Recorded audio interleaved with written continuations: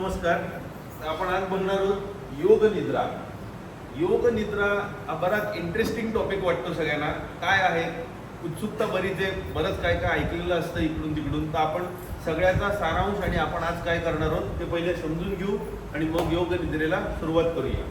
तर श्री श्री रविशंकर, प्रत्येक आध्यात्मिक गुरु जे योगा टीचर आहेत ते योग निद्रा वेगवेगळ्या प्रकारे घेतात. तर रविशंकरांचं म्हणणं असं आहे, डीप रेस्ट आणि डायनॅमिक ऍक्टिव्हिटी, पूर्ण विश्रांती आणि जोरदार काम हे एकमेकांना पूरक असतं, कॉम्प्लिमेंटरी असतं.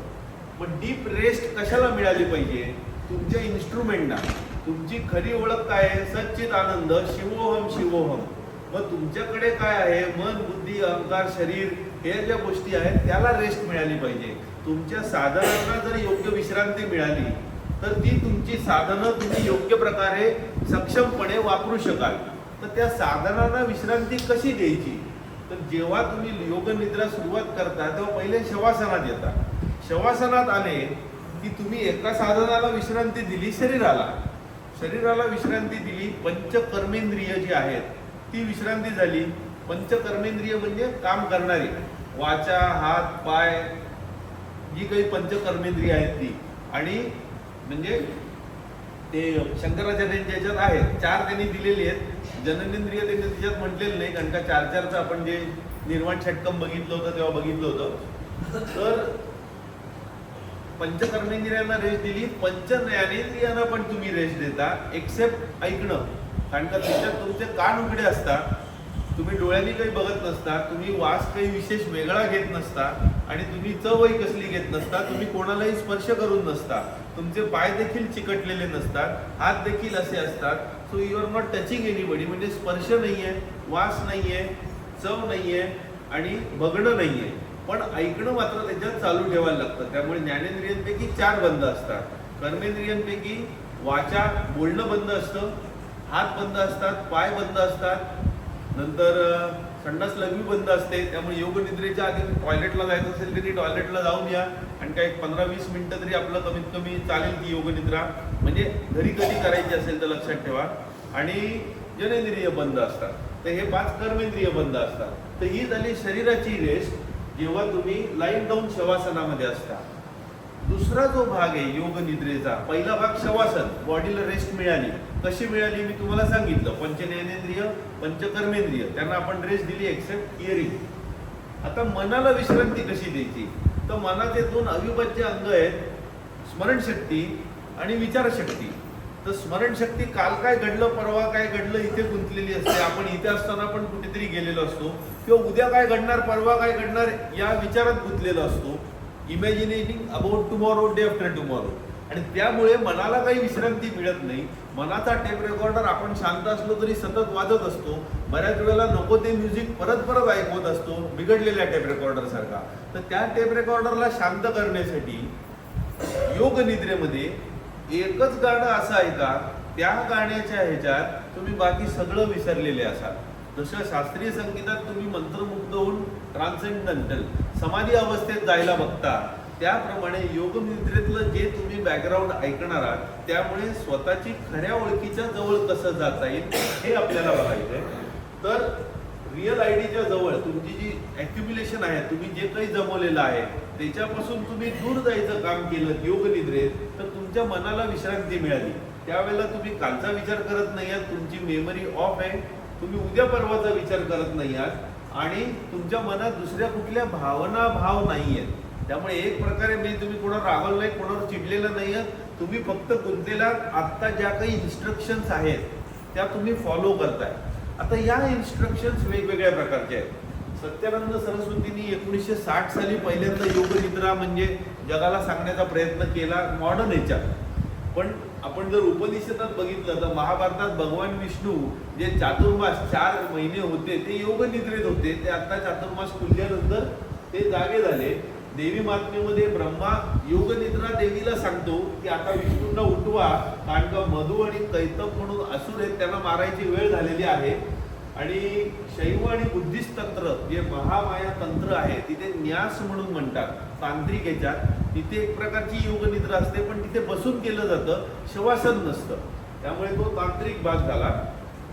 या योग निद्रेचा वापर अमेरिकेतील आर्मीमध्ये देखील पोस्ट ट्रॉमॅटिक स्ट्रेस, जे युद्धावरून आलेले आहेत आणि लोकं हल्लेली आहेत, त्यांना शांत करण्यासाठी ते वापरलं जातं. आता या योग निद्रेत मेन तुम्हाला तो कॉन्शियसनेस जो आहे तो सगळीकडे फिरवला जातो. आता हा जो फिरवला जातो तो कसा फिरवला जातो, वेगवेगळ्या ठिकाणाहून तुमच्या पायाच्या अंगठ्यापासून सुरू करतात, मग पायाचा एक एक घेऊन गुडघा आहे ते वरपर्यंत सगळं शरीरभर तुमची शवयात्रा एक प्रकारे त्याला म्हणतात. स्वामी रामा म्हणून होते, त्यांनी सांगितलं. पण ती शवयात्रा करत तुम्ही कॉन्शियसनेस तुमच्या शरीरावरून फिरवता. मग वेगवेगळे चित्र निसर्गातले तुमच्या डोळ्यासमोर आणता, वेगवेगळ्या भावना आणता. त्याच्यात जे शिवानंद सरस्वतींनी सांगितलं होतं की सुरुवातीला तुम्ही एक संकल्प बांधायचा असतो, म्हणजे काय निश्चय करायचा असतो, आणि संकल्प बांधून झाल्यावर सगळी शवयात्रा करायची, मग संकल्प परत निश्चित करायचा असतो आणि मग योग निद्रेच्या बाहेर जायचं असतं. पण या ह्याच्यात जरा घोळ काय आहे तो मी तुम्हाला जरा एक्सप्लेन करतो. आपण इकडून सुरुवात करूया. बरं, हे वेगवेगळ्या आध्यात्मिक साक्षात्कारी लोकांच्या गोष्टी एकत्र केलेल्या आहेत. आयुष्यातले शेवटचे 30 ते 60 सेकंद जेव्हा मरण जवळ आलेलं आहे, शेवटचे 30 ते 60 सेकंद जर तुम्ही तुमच्या खऱ्या ओळखीबद्दल अवेअर असाल, मी खरा कोण आहे, तर तुम्हाला मुक्ती मिळू शकते, असं भगवद्गीतेत देखील दिलेलं आहे. श्रीकृष्ण त्याच्यात सांगतायत, एक अध्यायात शेवटचे 4, 5, 7, 8 श्लोक त्यांनी दिलेले आहेत याबद्दल. झोप जी आहे ती एक प्रकारे टेम्पररी मृत्यूच आहे असं म्हटलेलं आहे. तर तो टेम्पररी मृत्यू आहे. तर झोपेत शिरताना जर तुम्ही अवेअर असाल माझी खरी ओळख काय आहे, तर तुम्हाला ती प्रॅक्टिस सुरू होईल. जेव्हा मृत्यू जवळ येईल तेव्हा तुम्हाला प्रॉब्लेम नसणार, तुम्ही अवेअर असाल. दिवसा कामं करताना हा अवेअरनेस ठेवणं की मी खरा कोण आहे आणि हे सगळं मी जमवलेलं आहे, हे खूप कठीण गोष्ट असते. त्यामुळे ती त्याच्या पुढची पायरी येते. सगळ्यात सोपी गोष्ट, जेव्हा तुम्ही झोपलेले असतात तेव्हा एक तर शरीर झोपलेलं असतं, आडवे पडता गादीवरती कुठेही, तेव्हा तुम्ही एक प्रकारे शवासनाची पोच करू शकता. आणि नंतर ही योग निद्रा जर तुम्ही स्वतः अप्लाय केली तर it will be very useful. त्यांनी काय इफेक्ट येतो ते तुम्हाला केल्यानंतर कळेल. मी गेले काही महिने वर्ष करतोय. काल दिवसभर हॉस्पिटलमध्ये कामं चालू असताना रात्री झोपायला मला 11:30, 12 नाही 1:30 वाजले. मी उठलो रात्री 2:45ला एकदम फ्रेश, आणि योग निद्रा, ती योग निद्रा करून 3:30ला उठलो, सगळा अभ्यास संपून मग इकडे आलो. त्या अभ्यासात जे काही मी सगळं केलेलं आहे, अष्टवक्र गीता, अवधूत गीता, नंतर हंस गीता, चतुश्लोकी भागवत, हे जे सगळे प्रकार आहेत ते सगळ्याची रिव्हिजन करून इकडे आलो, इकडे सगळं लिहिलं. परंतु मी एवढा फ्रेश कुठून? परमेश्वराची कृपा. ही योग निद्रा काय असते ही तुम्ही अनुभवलीत. एक 10-15 मिनिटात तुमच्यात थोडी व्हायब्रेशन यायला लागतील आणि एनर्जी लेवल वाढायला लागेल. आणि जेव्हा तुम्ही डोळे उघडाल तेव्हा तुम्हाला खरोखरीच फ्रेश वाटायला लागेल आणि हळूहळू हळूहळू हळू वाढत जाईल. त्याच्याकरता फक्त शंकराचार्यांचं निर्वाण षटकम पाठ असायला पाहिजे. ते प्रॅक्टिसने हळूहळू होत जाईल. रोज निर्वाण षटकम वाचलं, म्हटलं, आणि योग निद्रेत जाताना निर्वाण षटकम फक्त म्हणत जायचं स्लोली, आणि प्रत्येक शब्दाचा अर्थ मनाशी घोळवत जायचा, तो आपण आज जाणार आहोत. तर आता हा जो अवेअरनेस आहे, हा अवेअरनेस आपण झोपेत जाताना आणणार आहोत, पण पूर्ण झोपलेलो नसणार आहोत. हा अवेअरनेस जागेपणी जेव्हा आणला जातो तेव्हा तुम्ही जागेपणी बसलेले आहात, डोळे मिटलेले आहात आणि अवेअरनेस आणला. मग डोळे अर्धवट उघडे ठेवले आणि तो अवेअरनेस आणला, तुमची खरी ओळख. मग डोळे पूर्ण उघडले आणि तो अवेअरनेस आणला, आणि मग तुम्ही सगळ्या हालचाली सुरुवात केल्या आणि तो अवेअरनेस आणला. तर यालाच म्हणतात संयमा मेडिटेशन. आणि हे संयमा बरंच उच्च आहे. सद्गुरूंच्या ईशा फाउंडेशनमध्ये संयमाचा कोर्स असतो, पण ते बरंच वरच्या लेवलचा झाला अवेअरनेस. आपल्याला सगळ्यात सोपी प्रायमरी पायरी, झोपायच्या आधी ते सांगतात 2च वाक्य मनाशी म्हणा, I am not the body, I am not the mind. एवढंच सोपं ते मेडिटेशन सांगतात. की एवढी योग निद्रा सांगत पण नाही. सद्गुरूंच्या काही युट्यूबच्या क्लिपवर बघितलं तर प्रत्येक वेळेला झोपताना एवढंच मनाशी रिपीट करत राहा, मी शरीर नाही, मी मन नाही, मी मन नाही, मी शरीर नाही. तरी देखील तुम्ही स्वतःच्या पासून जरा दूर जायला तयार होईल, तुमच्या खऱ्या ओळखीच्या जवळ व्हायला सुरुवात या. तर आपण परत इकडे येऊया. तर जेव्हा मी कोण आहे ही खरी ओळख तुम्हाला जर पाहिजे, तत्वम असी, तुम्हीच ते आहात. तत्वम असी आदिवाक्येन स्वात्मा ही प्रतिपादित, ते आपण पुढे बघणार आहोत. शिवोहम शिवोहम हीच आपली खरी ओळख आहे. तर तुमच्या मनात कुठलेही विचार नाहीयेत. का विचार नाही? तुम्ही फक्त आत्ताच्या ह्याच्यात गुंतलेला आहात. काल काय उद्या काय ह्याच्यात नाही आहात. तुम्ही साक्षी भावानी बघताय या सगळ्या प्रकृतीकडे. तुम्ही कोण कोण नाही आहात ते. एखादा पिक्चरचा जो स्क्रीन असतो, मूवीचा स्क्रीन, ही तुमची खरी ओळख. तो ब्लँक आहे, त्याच्यावरती कसलंही चित्र नाहीये, काही नाहीये, पिक्चर चालू नाहीये. पण पिक्चर सुरू झाला की ती प्रकृती काम करायला लागली आणि तुम्ही स्वतःला पिक्चर मध्ये इन्व्हॉल्व्ह होऊन रडताय, हसताय, ते सगळं खरं खरं मानायला लागताय. पण पिक्चर संपला की तुम्ही कोण उरलात? तो स्क्रीन उरलेला. तर मी पिक्चर नाही, मी फक्त स्क्रीन आहे, ही तुमची खरी ओळख आहे. असं म्हटलं जातं सच्चिद आनंद. जेव्हा तुम्ही सच्चिद आनंद असता तेव्हा तुमच्या आतच आनंद असतो. तुम्ही कंप्लीट असता, तुम्हाला कशाचीच गरज नसते. जर कशाचीच गरज नाही तर तुमच्या मनात इच्छा निर्माणच होणार नाही. इच्छा डिझायर निर्माण झाल्या नाही तर तुम्ही कशाच्या मागे लागणार नाही. जेव्हा तुमची खोटी ओळख असते की मी डॉक्टर केदार भिडे, मी अमुक अमुक, मी तमुक तमुक, तर मला माझी आयडेंटिटी एक्सपांड करायची इच्छा होते. ती एक्सपांड कशा करता? त्या अनलिमिटेडशी एकरूप होण्यासाठी. प्रॉब्लेम असा आहे की आपण आपली लिमिटेड आयडेंटिटीनी अनलिमिटेड बनायला जातोय. याचाच अर्थ बादलीत आपण समुद्र भरायला जातोय. तर बादलीनी समुद्र भरता येत नाही. त्याकरता आपल्याला समुद्रात विलीन होणं गरजेचं असतं, बादली सोडून देऊन. तर बादली सोडून द्यायला आपण इकडे शिकतोय, म्हणजे आपण समुद्राचाच एक भाग आहोत हे आपल्याला कळायला मदत होतं. आता ही प्रोसेस आपण समजून घेऊ कशी केली जाते. तर पहिली प्रोसेसचा पहिला पार्ट आहे. जेव्हा आपण आता योग निद्रा सुरुवात करणार आहोत तर पहिले शवासनामध्ये आपण झोपणार, डोळे मिटलेले असणार, हात थोडे दोन्ही बाजूला असणार आहेत आणि दोन्ही बाजूला असल्यावर पाय पण असे पाकलेले असतील आणि तुम्ही एका साईडला तुमच्या जे कम्फर्टेबल असेल, डावीकडे उजवीकडे डोकं मान झोपू शकता आणि डोळे मिटून शांतपणे पडून राहायचे. स्टिलनेस, बिलकुल हालचाल करायची नाहीये. शरीराच्या हालचालीकडे लक्ष द्या. पाहिजे तर थोडे हात पाय हलवा आणि मग ते स्थिर करा की आता ते उरलेच नाहीयेत. त्याला मृतासन असं पण म्हणतात. एका योगशास्त्रात दिलेलं आहे योग निद्रेचा भाग म्हणून. तर ते शवासन आणि मृतासन, शव म्हणजे मेलेलं शरीर, तर ते स्टिलनेसवर या आणि तुम्ही एकदम शारीरिक कम्फर्ट मध्ये आहात. कुठे कुठे काही दुःख नाही, कुठला आसन ताणलेलं नाहीये. तुम्ही एकमेव शवासन आहे जे स्टार्ट पासूनच तुम्हाला सुखकारक असतं. पोश्चर जी मी तुम्हाला सांगितली, नंतर ऐकण्यावर लक्ष द्या, इकडे तिकडे काय आहे, आणि नंतर हळूहळू तुम्ही विटनेस ॲटिट्यूड, साक्षीत्वाच्या भावनेकडे या की मी तो स्क्रीन आहे, मी हा प्रकृतीचा पिक्चर आता बघायला सुरुवात करणार आहे. हा प्रकृतीचा पिक्चर काय आहे? तो संकल्प. आता संकल्प जर आपण टेक्निकली म्हटलं तर संकल्प विकल्प या मनाच्या गोष्टी झाल्या. पण मी मन नाहीये जेव्हा तुम्ही म्हणताय, मनापासून दूर होताय, तर संकल्प येऊन तरी कसा चालेल? पण हे फ्लॉ जो आहे या योग निद्रेतला, तो शिवानंद सुरुती, स्वामी रामा आणि नंतर बऱ्याच जणांनी जे प्रमोट केलं ते बरंच वादग्रस्त झालं की हे कुठे पूर्वी याच्यात नाहीये आणि तुम्ही हे शवयात्रा करताय. त्याच्यावर बऱ्याच केसेस झाल्यात, वादविवाद झालेत, त्याच्यात बरेच प्लस मायनस गोष्टी झालेत की तुम्ही नको ते संदर्भ जोडलेत म्हणून. तर गोष्ट अशी आहे की या ह्याच्यात आपण संकल्प कुठला पकडतोय? मी खरा कोण आहे, माझी खरी ओळख काय आहे? सुरुवातीपासून अथर्व शीर्षपासून चरपट पंजरिकेपासून मी कोण आहे? सच्चित आनंद, शिवोहम शिवोहम, अहम ब्रह्मास्मी, तत्वमसी, हीच माझी खरी ओळख आहे. याला महावाक्य म्हणतात, महासिद्धांत म्हणतात, एकूण एकच. तर हा संकल्प आपल्याला जोडायचा आहे की माझी खरी ओळख ही आहे आणि आता मी साक्षीत्वाच्या भावनेने पुढचा सगळा पिक्चर बघणार आहे. मग रोटेशन ऑफ कॉन्शियसनेस. आता रोटेशन ऑफ कॉन्शियसनेस मी जे घेतलंय ते आहे अवधूत गीता आणि अष्टवक्र गीता म्हणून. त्या ह्याच्यात त्यांनी म्हटलंय सूक्ष्मत्वात अदृश्यत्वात निर्गुणत्वाच योगिभिः.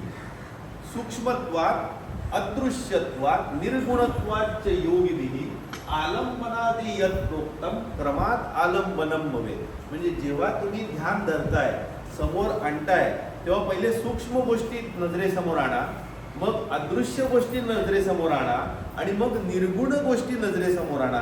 निर्गुण म्हणजे तुमची खरी ओळख झाली. सूक्ष्म गोष्टी कुठल्या? तर आपण हे मनोबुद्धी अहंकारचं निर्वाण षटकम बघितलं तर पहिले पहिला जो श्लोक आहे मन बुद्धी अहंकार आणि दुसरा जो आहे त्याच्यात जास्त सूक्ष्म गोष्टी शंकराचार्यांनी सांगितल्या आहेत. तिसरा चौथा आणि पाचवा जो आहे किंवा तिसरा आणि चौथा जो आहे तो प्रायमरीली तिसरा चौथा पाचवा तो अदृश्य गोष्टींबद्दल शंकराचार्य म्हणतात आणि जो 6वा श्लोक आहे लास्ट श्लोक तो आहे निर्गुणाबद्दल दिलेला.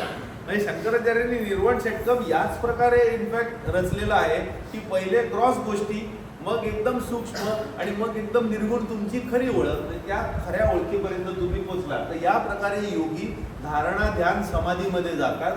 ही संयमा म्हटलं मी, डोळे मिटून तुमच्या खऱ्या ओळखीवर जा. संयमा म्हणजे काय? धारणा ध्यान आणि समाधी एकत्र. धारणा जास्त वेळ धरली की तो ध्यान होतं, ध्यान जास्त वेळ ठेवलं की समाधी होते. म्हणजे सतत तुम्ही कॉन्सन्ट्रेट करून जेव्हा राहता डोळे मिटून तेव्हा ती संयमा झाली. डोळे अर्धवट तुकडे ठेवून तुम्ही हेच करता ती संयमाचा ऍडव्हान्स भाग. मग डोळे उघडून आणि कामं करताना पण तुम्ही त्याच्यात आहात म्हणजे तुम्हाला आत्मसाक्षात्कार झाला. ज्याला आत्मसाक्षात्कार झालाय त्याचा अवेअरनेस कधीच जात नाही. जसं लोणी दुधातून ताकातून आलं की लोणी परत विरघळत नाही. त्यामुळे आत्मसाक्षात्कारी लोक कधीच हा अवेअरनेस जाऊन देत नाही. आपल्याला प्रॅक्टिस करून हळूहळू हळूहळू तिथे पोचायचंय आणि ते समजून घ्यायचं. तर हे ते आलो आपण रोटेशन ऑफ कॉन्शियसनेस. तर कुठून कसं आपण चाललोय ते आपण बघतोय आणि हे झालं. हा रोटेशन ऑफ कॉन्शियसनेस आपला 6 श्लोकांचा संपला की मग आपण शवासनातून बाहेर येणार आहोत. मग परत साक्षीत्वाच्या भावनाकडे या. आपण हे साक्षी रूपाने बघतोय याची जाणीव आणा. मग श्वासावरती लक्ष आणा, मग आपल्या पोश्चरवरती आणा, कम्फर्टवरती आणा, मग थोडं थोडं हालचालीवरती आणा आणि मग हळूहळू हालचाल करायला लागा. स्ट्रेचिंग करा. डोळे मिटून डाव्या कुशीवर वळायचं. डोळे मिटून डाव्या कुशीवर वळायचं. आतापर्यंत मिटलेले ते डोळे आणि उठून बसायचं. मांडी घालून डोळे मिटूनच ठेवायचे. हात पूर्ण चोळायचे आणि ते इकडे लावायचे आणि डोळ्यांवर लावून झाले म्हणजे गरम झाले आणि इकडे लावून झाले की हात पुढे घ्यायचे आणि हळूहळू डोळे उघडताना हाताकडे बघायचं हातातल्या. हे झालं रिलीज ऑफ शवासन. आता 14व्या शतकात हे सगळ्याचा मी मूळ कुठे काढतोय ते इथे काढतोय. 14व्या शतकात योग तारवल्ली ह्याच्यात या ज्या आध्यात्मिक ग्रंथ होता योगशास्त्राचा त्यात योग निद्रा काय म्हटलंय? Remove all thought of the world. द्वैत भावना ती काढून टाकते, ड्युअलिटी मल्टिप्लिसिटी काढून टाकते आणि तुरीय अवस्था साक्षी अवस्थेत तुम्ही पोचता योग निद्रा करत असताना. आपण ही तुरीय अवस्थेत कसं पोचतोय? साक्षी अवस्थेत की आपण पूर्ण जागे नाही आहोत, आपण गाढ झोपलेलो नाही आहोत आणि आपण स्वप्नात पण नाही आहोत. आपण साक्षी अवस्थेत आहोत. त्यामुळे इन शॉर्ट आपल्या लेवलच्या तुरीय अवस्थेत असं म्हणायला हरकत नाही. खरी तुरीय अवस्था बरीच ऍडव्हान्स ठरते, ती समाधी स्थितीत पोचलेली असते. पण ही आपली सेमी तुरीय अवस्था म्हणून या साक्षी अवस्था आपण इथे पोचतोय. जेव्हा आपण या ड्युअलिटीच्या बाहेर येतोय साक्षी अवस्थेची बाकीच्या गोष्टींकडे बघतोय. हठयोग प्रदीपिकेत त्यांनी म्हटलंय खेचरी मुद्रा जी मागे घेऊन तुम्ही या योग निद्रेत जा म्हणजे लवकर समाधी अवस्थेत तुम्ही पोचायला मदत होते असं त्यांनी म्हटलंय. आता या योग निद्रेचे सायंटिफिक बेनिफिट्स काय? डोपामाइन वाढतं ब्रेन मधलं, त्यामुळे कॉग्निशन तुमचं क्लॅरिटी वाढायला मदत होते. हार्ट रेट जो कंट्रोल असतो तो जास्त चांगला होतो. हृदयाच्या गतिनियमनातले बिघाड दुरुस्त होतात. वाढलेलं ब्लड प्रेशर कमी होतं. स्ट्रेस एन्झायटी कमी व्हायला होते. झोप चांगली लागते. कमीत कमी वेळात जास्तीत जास्त तुम्ही एनर्जाइज व्हायला मदत होते. हिलिंग पोटेन्शियल जे ट्रॉमा युद्धावरून आलेले आहेत त्यांना जेव्हा दिली तेव्हा त्यांचं हिलिंग व्हायला त्यांनी मदत झाली. नंतर तुमचा अवेअरनेस जो आहे तुमची खरी ओळख जी आहे ती तुम्हाला कळते. तुम्ही याच्यात गुंतण्याची शक्यता कमी होऊन जाते. तुमचं मोटिवेशन वाढतं. तुमचं पेन कमी होतं. दुखी कमी होते शरीरातली. डायबिटीसचा कंट्रोल चांगला होतो. हॉर्मोन बॅलन्स पण कंट्रोल व्हायला मदत होतो. आता ही जी तुरीय अवस्था आहे त्या तुरीय अवस्थेबद्दल काय दिले? जाग्रत स्वप्न सुषुप्तम च गुणतो बुद्धिवृत्तय. जे त्रिगुण आहेत सत्व रजस तमस याच्यात जागृती स्वप्न आणि सुषुप्त या 3 अवस्था आहेत. या गुणांच्याच अवस्था आहेत. यांच्या पासून जो तुमची खरी ओळख आहे तासाम विलक्षणो जीव साक्षीत्वेन विनिश्चित.